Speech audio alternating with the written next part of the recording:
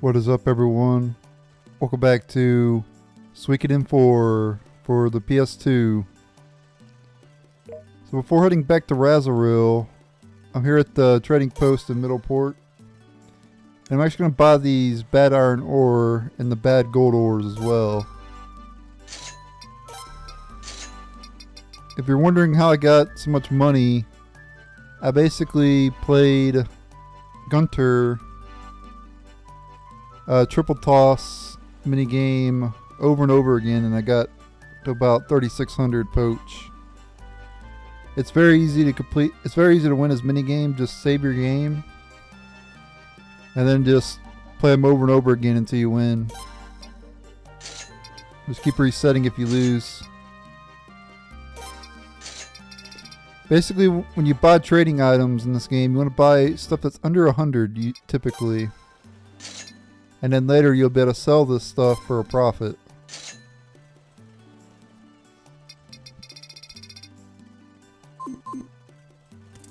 And then we can take off now. Get back on the ship. To be honest with you though, a lot of these items here aren't going to really sell for much more anyway. Your real money maker in Suikoden IV is pearls. However, pearls are pretty expensive, so you typically can't really buy many pearls at the beginning.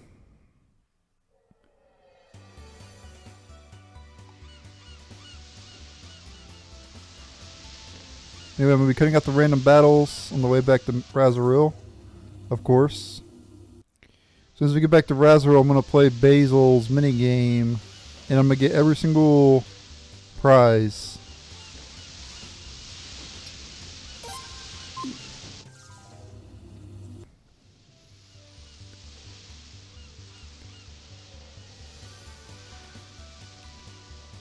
So if you also want to play Basil's minigame, you're going to want over 2,000 poach. Which now I have 2,500. Actually, I think I might want to get into one more battle because I think I need to get a little bit more. Yeah, there we go. I got one more battle. Nice.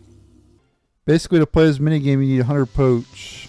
And if you win a certain amount of times in a row without losing, you can get prizes. And I'll be getting every single prize, so.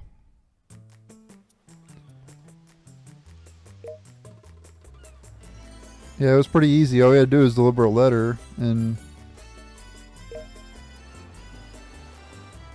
Pirate Brando, okay. Yeah, so there's been pirate attacks recently.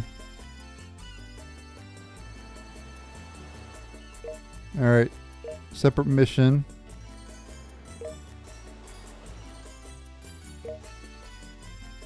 Alright, but like I said, I don't want to advance the storyline right now. We want to go see Basil. And we want to play his mini game.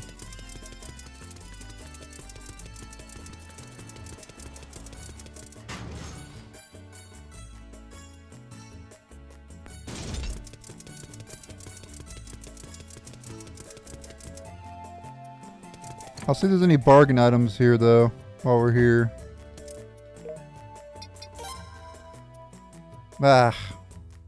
Okay, I'll buy the bangle.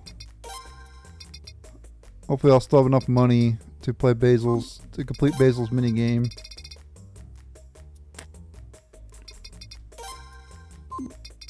There's some stuff I can sell, I guess. I can sell this pot of Razril. Yeah, there we go. We don't need that. We only need one of them. Yeah, so supplementary tickets you can get from battling. And if you get 5 of them, you can get a lottery ticket. And then you can play the lottery. And basically the lottery will give you free items. So that's kind of nice.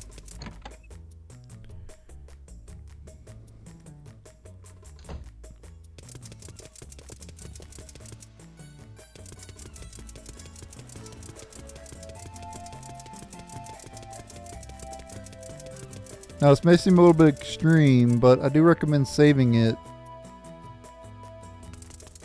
every time you beat Basil.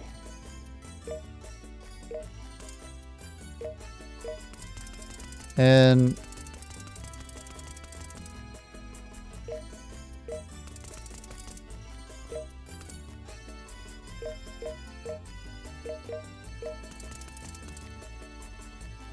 that way if you lose you can just reset and keep your win streak going, I believe. You can save it at the end over here. You go here and then it's save. But I don't know if you keep your win streak or not. If you restart your game, I'm not sure. I actually don't think you do keep your win streak. Actually, I think you have to stay in the menu, the Basil menu or whatever. But anyway, this is basically like Beyblade.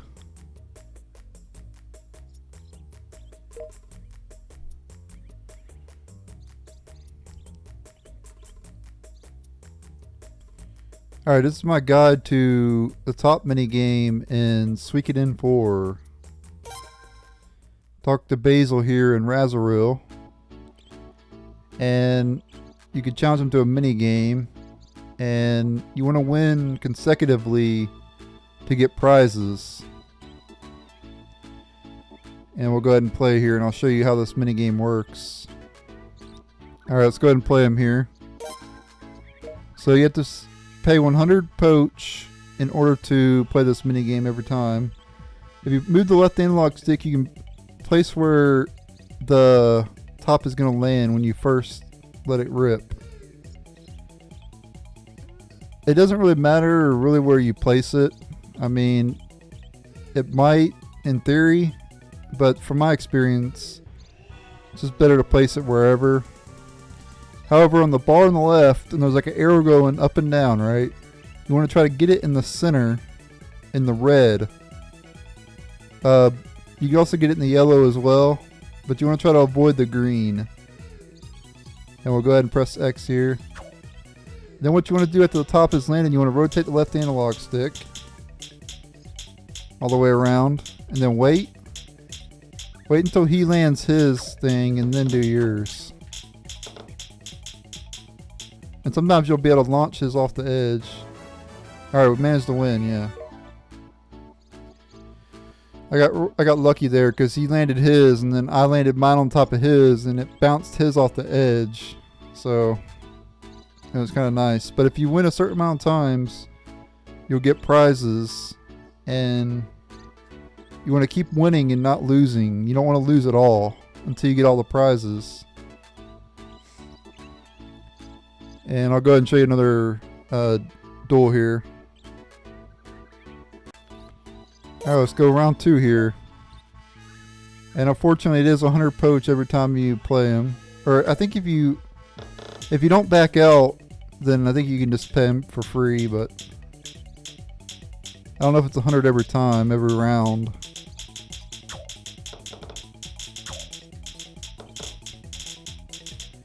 I kind of like to let him throw his top down first.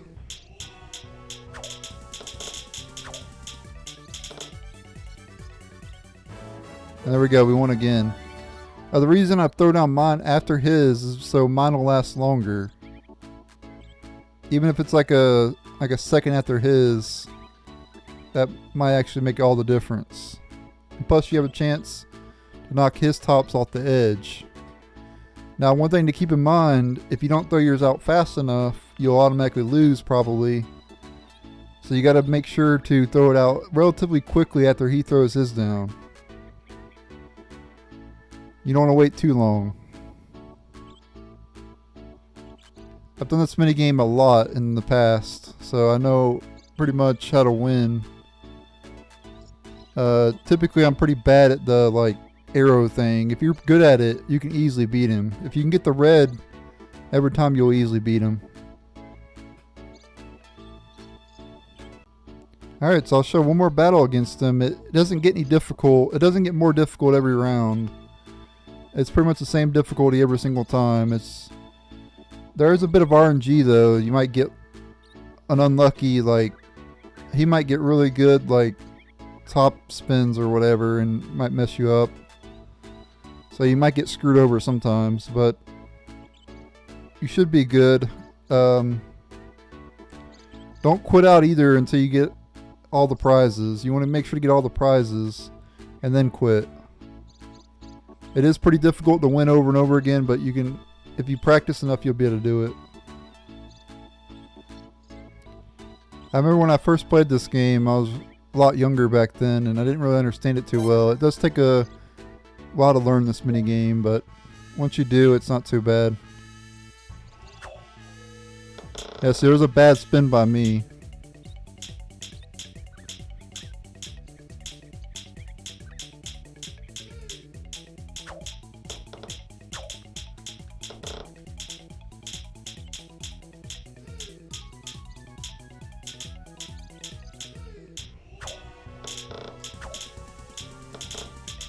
Maybe I still win. I kind of got bad spins there, but if I...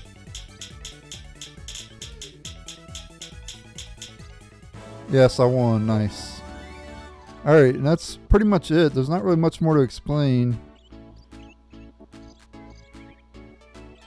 It's just all about timing and just getting good on the, like, you know, the thing that goes up and down. You're just hitting that red or the yellow. Timing, getting the timing right with that is crucial.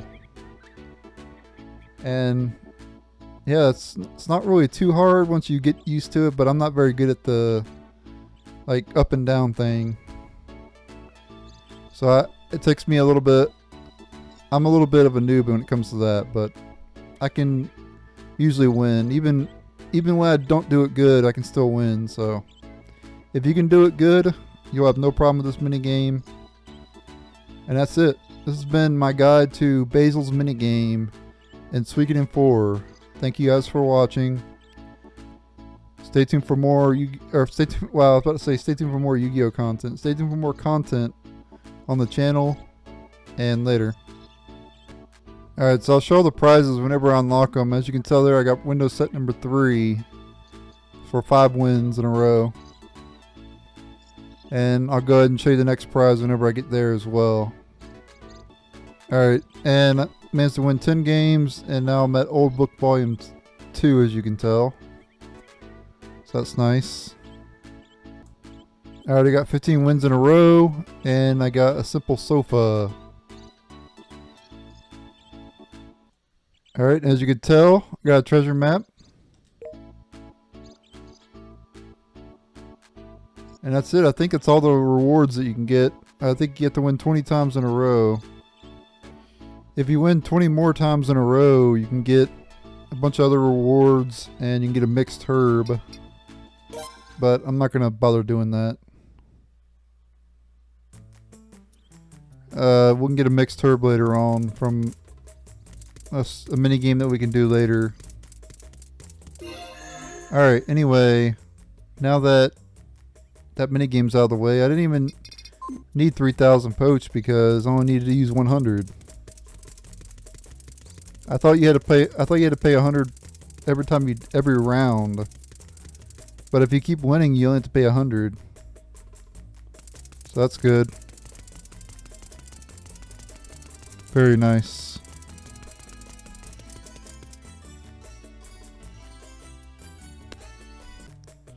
Alright, let's head to back to the Hall of Knights, but let's go over here first. There's a particular scene that we can get.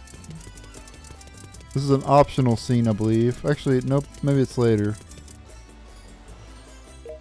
Yeah, it must be later on. Never mind. I do want to remove the water rune from Snow. And you also want to remove all Snow's equipment as well if you haven't already.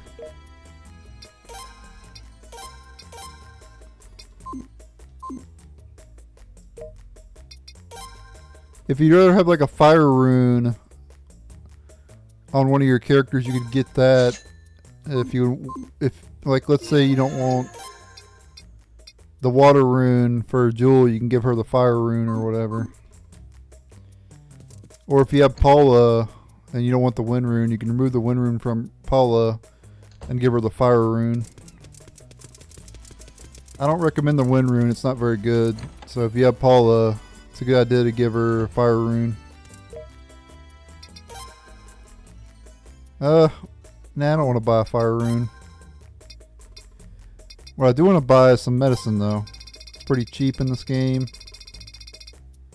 And we're going to need a lot of it. So I'm just going to flat out buy 50 potions. Or medicine, whatever. The balloon status is not really an issue in this game, really. There's only like one area where you can get afflicted with the balloon status. So we don't need that right now. Antitoxin's pretty handy though, because poison's really annoying in the Suikoden games.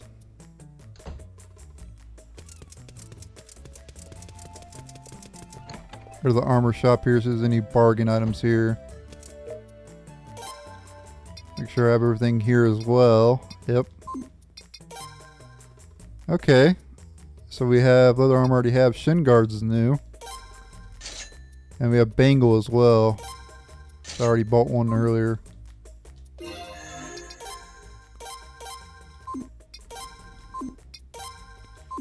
I think I'm going to prioritize equipping for like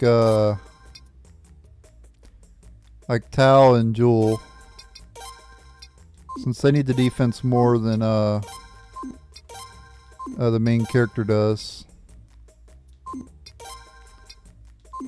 So Bangle's not too bad. It boosts magic defense and evasion. That's not too bad. What other is others are accessories. We won't be able to get any accessories for a while though. They're very powerful when you do get them though. You get ones that boost your stats and everything like that. Alright, let's head this way. Nothing more we can do right now in that part of town.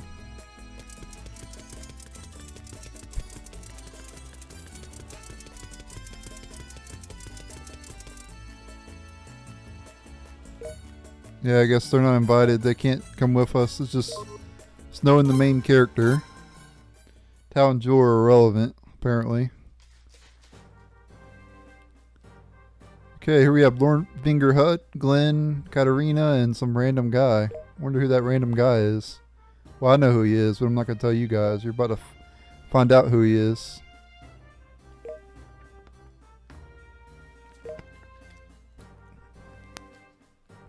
Mr. Ramada.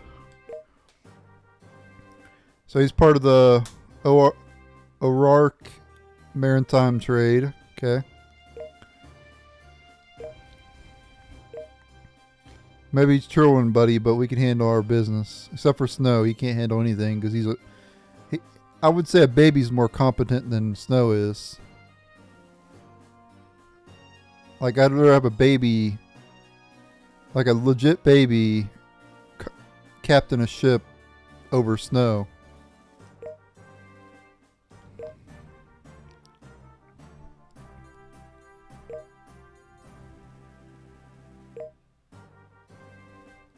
Yeah, so they're talking about pirate attacks and all this stuff lately. So obviously when a JRPG mentions something, it usually happens. We'll see.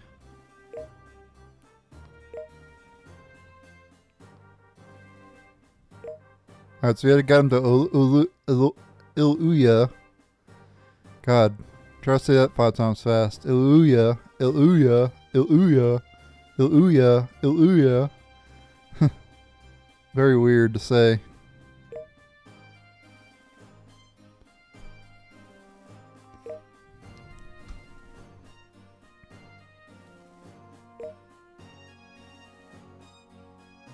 Okay.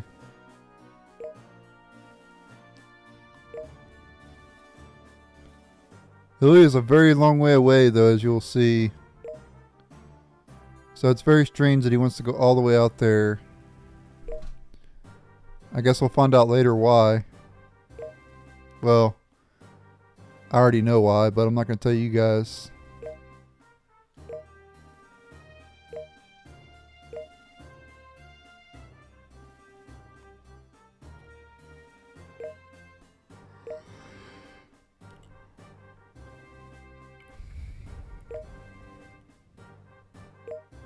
Alright.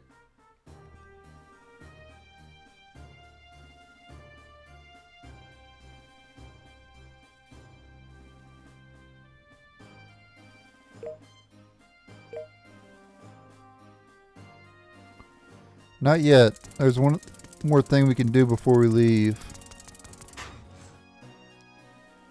If we head to the port, there's a particular scene that we can get now. Oh, I'm gonna go check on the ship. Let's meet up later on, okay? See ya.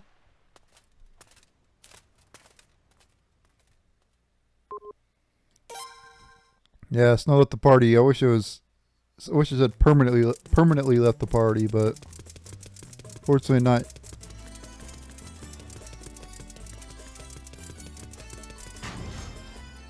Alright, so let's go down this way. And there's a particular scene that we can get. I think it's optional too.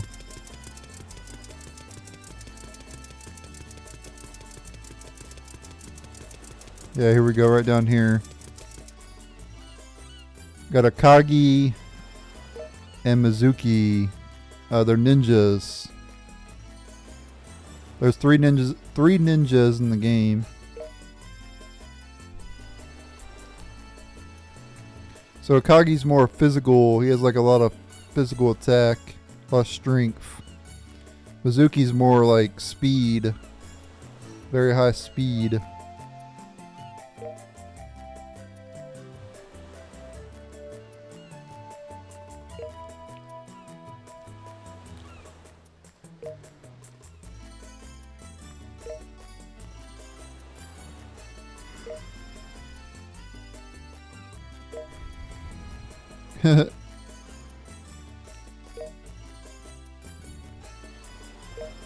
Push them both into the water. Let's go behind them and push them both in.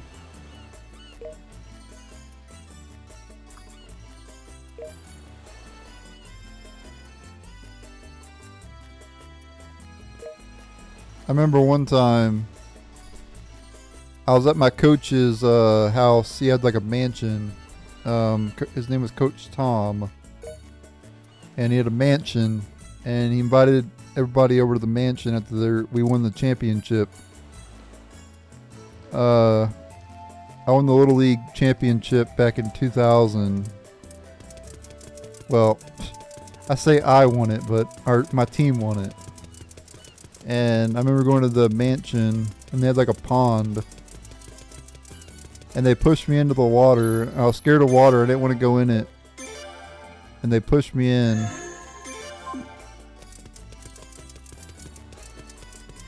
And that's part of the reason why I'm talking about pushing people into the water all the time. But also because of Romancing Saga Minstrel Song. If you go to Lake Malar in that game, you'll see like a person there, right? And if you go up and if you talk to the person, you'll actually push the person into the water. Like legitimately push them into the water. So that's why I say that a lot in my playthroughs. Alright, Snow rejoins the party.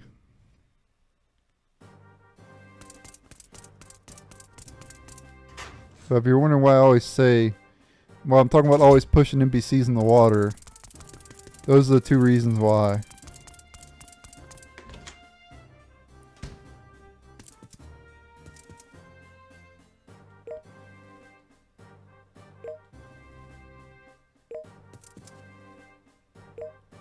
Oh, we are ready. Are you ready to depart? Yes. Let's go.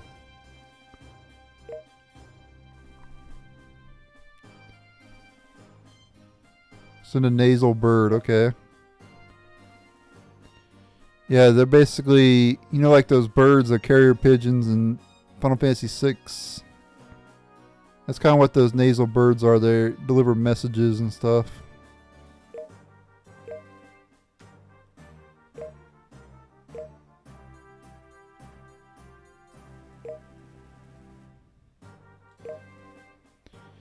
Alright, let's head on out then.